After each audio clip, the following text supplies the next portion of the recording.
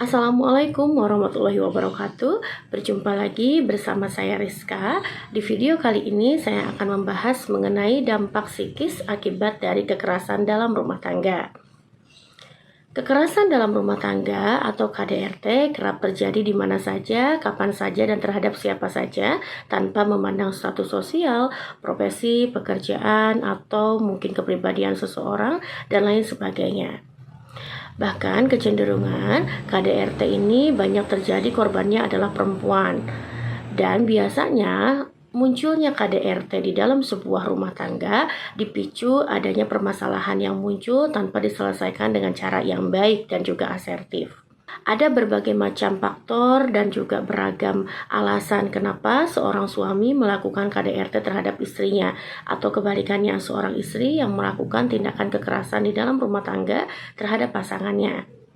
KDRT dibagi menjadi dua macam jenis, ada yang KDRT verbal dan juga KDRT fisik.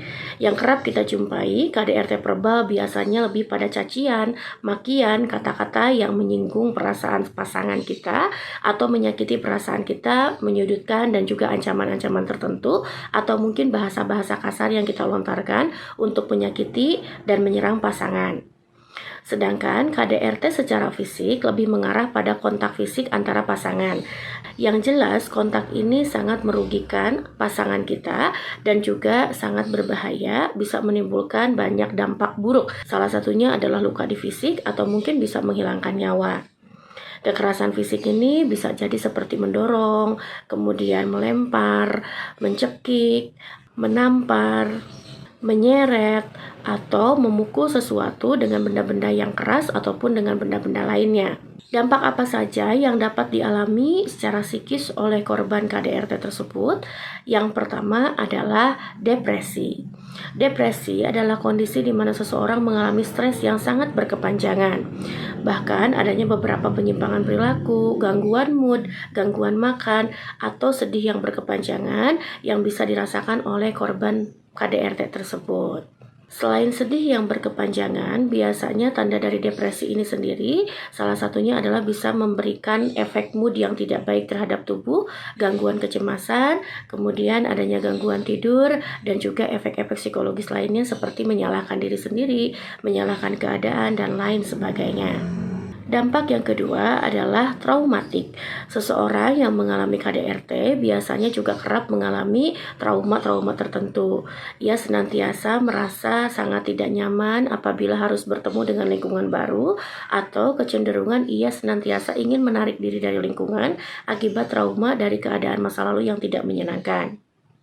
Bahkan memungkinkan seseorang menjadi sulit percaya terhadap lingkungan baru, terhadap orang baru, atau terhadap dirinya sendiri. Dampak yang ketiga adalah gangguan kecemasan.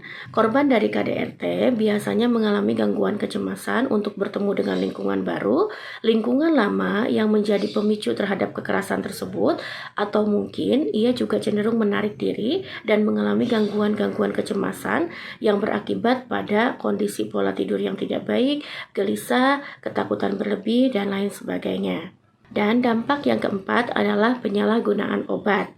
Dikutip dari Addiction Center, wanita korban kekerasan dalam rumah tangga bisa mengalami 15 kali lebih besar rentan terhadap penyalahgunaan alkohol dan 9 kali lebih rentan terhadap penyalahgunaan obat-obat terlarang.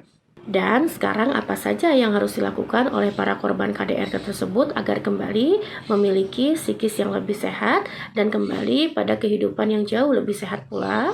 Yang pertama, si korban bisa melakukan konseling pernikahan dengan berbagai macam profesional.